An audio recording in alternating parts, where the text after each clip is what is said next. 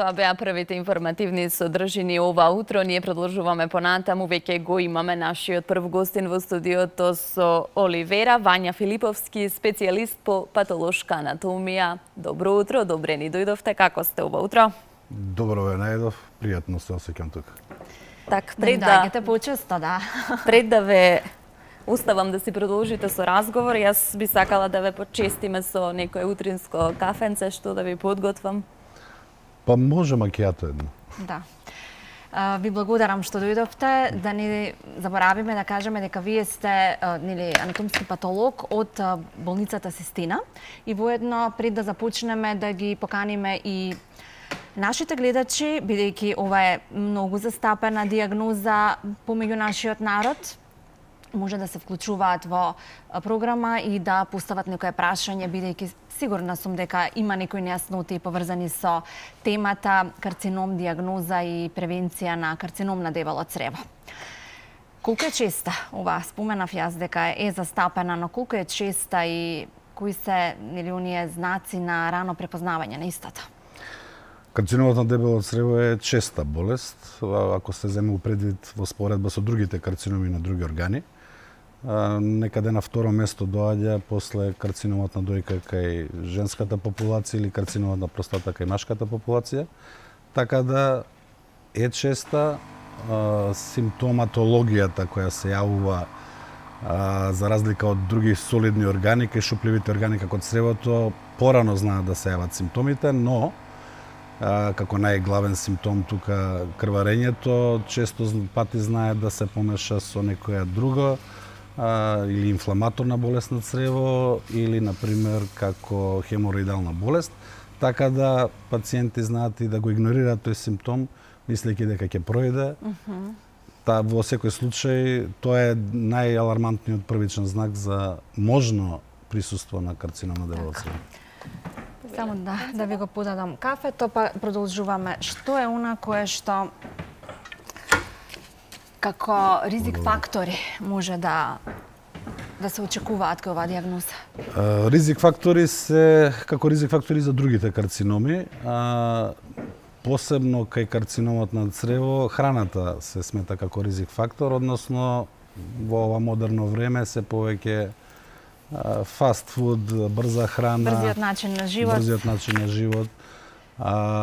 Сето тоа доведува до зголемувањето на токсините кои се внесуваат со храната и можноста за развој на карцином на црево се зголемува. Па се препорачува да се јадат домашни храни, зеленчук, понатаму овошја, многу течности да се внесуваат, бидејќи тоа перисталтиката ја забрзува, на таков начин и токсините и ги разредува и побрзо ги елиминира од организмот. Тоа значи дека ако здраво се храниме, имаме помал ризик фактор за, не дај Боже, оваа болест, но сепак тука и генетскиот фактор сигурно зема улога. Точно така, наследно ли е? Постојат наследни, не се сите наследни, но постојат наследни канцер синдроми. Исто така, јасно е детектирано дека постојат случаеви каде во фамилија некоја кој е оптеретен со колоректален канцер, поготово прв род, брат, сестра, тетка, мајка, значи шансата за појава на канцер е поголема, статистички гледано епидемиолошки, а постојат и канцер синдроми кои се добро дефинирани, например Линч синдром, што е поврзан со хередитарна неполипозен колон канцер и АПЦ, аденоматоз полипозис коли, значи тоа се два канцер синдроми јасно утврдени дека е шансата за појава на канцер на дебело црево неколкукратно ја зголемуваат. Повеќе мажите или жените се со овие ризик фактори? Па нема правило, односно јас колку што знам, тоа е подеднакво и кај мажите и кај жените, да речеме еден од ретките карциноми што е подеднаков во честота и кај мажи и кај жени. Пред да ве прашам која е вашата улога како патолог во оваа дијагноза, ме интересира што и како може да се случи кога е оваа болест во прашање, дали може на време на колоноскопија, например, да го спречи прогресот на аденокарцинома? Да, Значи, колоноскопијата на време апсолутно го спречува, па и дури го излекува карциномот фатен во многу рани стадиуми. Зошто тоа го збориме? Затоа што кај карциномот на дебело црево има една специфика, значи теоретски туморите почнуваат како бенигни, па преоѓаат во малигни. Значи една има секвенца, ние викаме кај карцином на дебело црево аденом карцином секвенца. Тие бенигни тумори се во суштина мали полипи, кои што се на колоноскопија може да се видат и како бенигни да се отстранат. Отстранат за време на колоноскопија, така се прави. Сега, може би тоа е бенигни тумор, но ако веќе ја знаеме и таа добро дефинирана патека, значи ние со отстранувањето на бенигниот тумор за неколку години кој би се развил во малигни тумор, веќе сме отстраниле опасноста. Затоа е огромен бенефит колоноскопијата. Па дури некои од полипите знаат да бидат и малигни и да ги најдеме во рана фаза, значи кога се малигнизиран, но не проширен, локализиран. Со самото заемчување, пошто тие полипи се како, да речам, како капка вака израстоци, едноставна е процедурата, ќе се заемчи тој полип за вратот, ќе се скине и тука се наоѓа и, да речеме, малигниот тумор, во здраво ќе се извади и кој што ако не сме ја направиле да таа колоноскопија може да прогресира во точно малиген. така. Значи колоноскопијата во принцип ги бара тие полипи, меѓу другото, ги детектира, така. И мислам вични се гастроентерохепатолозите си имаат искуство по изгледот веќе може да препознаат дали треба некој полип да се отстрани, дали е од неопластична природа, пошто постојат и полипи од инфламаторна природа, кои што воспалителни, заради воспаление се проширува и наликува на полип, значи стручен гастроентерохепатолог ќе знае да ги разграничи и знае точно што му е сомнително, од каде да земе, ако сака само биопсија или ако е достапно за целосно ваѓање, може да го извади целиот полип. Ова не е баш пријатна метода, меѓутоа има сега начини за со анестезија се прави. Да. И треба да ја имаме таа навика како народ, барем на 5 години еднаш се прави таа, па и нели? на светско ниво па и кај нас се прават онакви скрининг методи. Сега ако ние знаеме дека најчесто е тоа болест од 50 години натака. А има ли и помлади? Има помлади, да речеме, се јавуваат, поготово со овие канцер синдроми или кои имаат, да речеме, генетска преоптеретеност. Но и заради овој животот, што го кажавме, брз, значи нема физичка активност, лоша исхрана, знае да се спушти границата помалце. Во денешно време е земено да 50 години биде прва колоноскопија и без присуство на симптоми. Чисто да се погледне колонот, односно дебелото црево, да се види дали негде постои полип. Посебно ако во фамилија имало, нели? Да.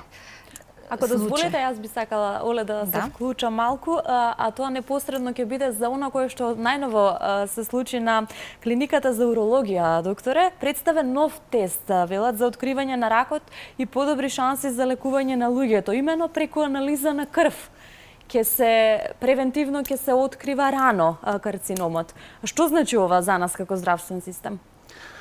Да речеме дека значи многу, но знаете што златен стандард е колоноскопијата.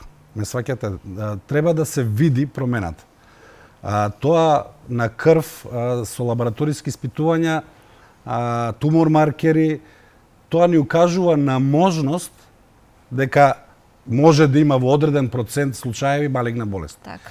Децидната диагноза исклучиво патологот ја поставува на материјал кој што ќе го добие на анализа. Значи не постои, како да кажам, не можеме ние топката да ја префрлиме на некој друг. Диагнозата ја дава патологот. Так. Не сваќате. Мора да ги потсетам гледачите, бидејќи ова е навистина интересна тема, може да ни се јавуваат и да постават прашања до докторот. А сега да ја кажеме улогата на патологот, односно вашата улога. Да, значи во нашата лабораторија се добиваат примероци од колоноскопија и се добиваат примероци конкретно за цревото од оперативен материјал. Колоноскопијата е таа метода што ја зборевме, што ја прават гастроентерохепатолозите, или земаат биопсија, ако е полип кој може да се отстрани, полипектомија се вика тоа, се вади целиот полип, и ние го анализираме и кажуваме дали е инфламаторен или е неопластичен. Неопластичен значи туморски. Сега тој може да биде бенигни или малигни. Има тамо да не наблегуваме во некои градации или хистолошки знаци што ќе каже дека е бенигни, што ќе каже дека е малигни. Значи ние што ги интересира и хирурзите и гастроентерохепатолозите да кажеме дали е бенигни или е малигни. Значи бениген е излечив или добронамерен. Добронамерен, да. Лошо намерниот го има во неколку етапи, да речеме, во однос на диференцираност, добро диференциран, средно диференциран, лошо диференциран и колку можеме, а тоа е малку на биопсија, да кажеме дали и колку туморот навлегува во длабочината во зидот. Бидејќи на колоноскопија се зема само површните два слоја од зидот на цревото и ние немаме увид што се случува во подлабоките слоеви. Во однос на тоа, кога ние ќе кажеме дали е бенигно или малигно, хирургот со помош на рентгенолозите одлучуваат дали е тоа операбилен случај, кога ќе видат дека е операбилен, а во најголем број случаеви е операбилен, се решаваат за отстранување на туморот заедно со околината. Да. Значи, врз база на имиджинг техники, дали околните жлезди се зголемени или не, имиджинг техниките кажуваат апроксимативно до каде оди туморот, например, влегол во мускулниот слој. Они знаат колкав дел од цревото да го отстранат. Тоа после доаѓа кај нас на детална обработка, кога ние го имаме целиот тумор и околината. Тука многу информации даваме, кои што се битни за евентуална понатамошна онколошка терапија. Ќе продолжиме, но имаме гледач на линија, да го слушнеме со прашањето. Добро утро. Добро утро, Македонија. Добро утро, докторе. Добро утро. Вака јас како човек кој е активен по цркви и манастири, знам дека бројот на заболени од рак е доста зголемен минативе години. Сега така, баш ќе познавам една личност, Бети се вика од Тетово, која имаше метастази од тумор на дебело црево и слава на Бога со одење и молитва пред Нектар Егинс се излечи и нема сега здрава жива години од тога што 2019 наваки. Друго што сакам да кажам. Слушам така по телевизија и по фејсбуци дека во Србија и во Босна бројот на заболени од рак исто е драстично зголемен, а кажуваат сами дека е тоа последица од бомбардирање со сиромашен ураниум. Сега, кај нас во Македонија во изобилие се користат српски производи, књаз Милош вода, пшеница, наше се запоставува, не се купува. Зборов ми да ве прашам, ако таму смртноста е зголемена од зрачена земја и води од тоси од Добро ги кажавме тие како ризик фактор. Дали во Македонија бројот на зголемени од рак е од тоа исто што се купува многу књаз Милош вода, српско млеко, босанско млеко. Ви благодарам. Добро, ви благодарам за јавувањето. Значи не Македонија, Србија на светско ниво се случува зголеменување на процентот на болни од рак. Значи, ова се светски трендови, нели, брз живот, лоша исхрана или да речеме загадување, користење пестициди во исхрана. Тоа во цел свет го има. Значи не само кај нас, него на светско ниво е тоа тренд. И втора работа да речеме и дека дијагностичките постапки се појачани. Односно, начинот на детекција на туморот е се поголем, се наоѓаме се помали тумори во порана возраст, па и затоа честотата на канцерот, да речеме, расте. Ме сваќате? Заради подобрената дијагностичка процедура. Значи, едното и другото влијае зашто на светско ниво трендот е во пораст и така експоненцијално е во пораст на секаков вид на карциноми, не само на дебелото црево.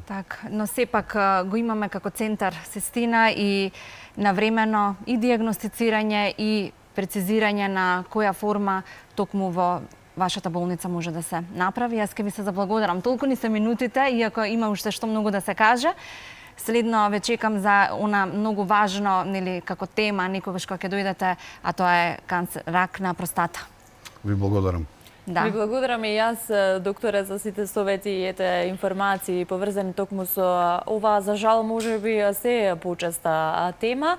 И се надевам дека ќе ви имаме повторно во студиото на многу важни здравствени теми за нашите гледачи секако. Ви благодарам.